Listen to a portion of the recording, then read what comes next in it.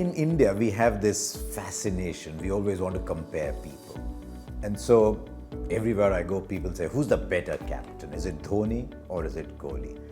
I'm not going to give you a firm answer because captains are creatures of the environment they live in, the environment that they inherit, the kind of players they have with them. And I thought the most fascinating thing about Dhoni as captain was that he came in at a time when the seniors were going out and some seniors were still in. And so he had to establish himself as a leader to two different kinds of people. Youngsters coming through, but Tendulkar is still playing. Ganguly is gone. Kumble is on the way out, but Dravid is still playing. Lakshman is still playing. Sehwag was still playing. And so he had to walk that tightrope very well. And I thought Dhoni did that magnificently. It helped Dhoni that when he first got the captaincy, the World T20 in 2007, the senior players were not around. So his initiation into captaincy, in a sense, was with players who were about his own vintage. And so he could be his own man. The other thing about Dhoni as captain, and we're seeing that about Virat Kohli as well, was that he didn't allow captaincy to affect his performance. He became a better and better wicketkeeper every year, but also he averaged 40 with the bat.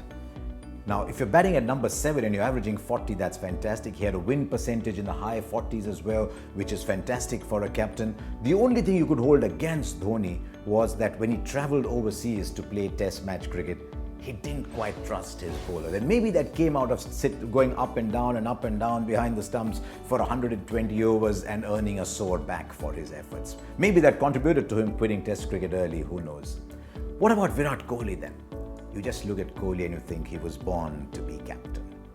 He enjoys it. He just grows into the job. And look at what's happened to his batting after he's become captain.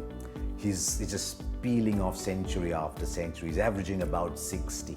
His win percentage is very good as well. There's only been captain in 19 matches and he hasn't had difficult tours. So to analyze Virat Kohli as captain, you've got to wait till he does a full tour of England, a full tour of South Africa, a full tour of Australia.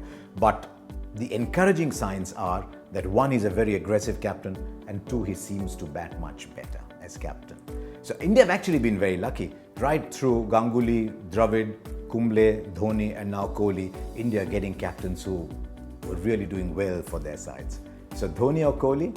I tell you what, Dhoni was fantastic at that time because he was so underplayed, he was so quiet. He got the captaincy because he was quietly passing on information to Tendulkar at first slip.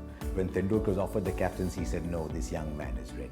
When Kohli became captain, one of the first things we told him was, remember there's always a camera on the captain. So you can see how Kohli was exuberant, but he's now just starting to calm down a little bit. Watch the evolution of Kohli as a captain. So given the eras they were in, I think both fantastic captains. Kohli, I think, is probably got his best years as captain ahead of him.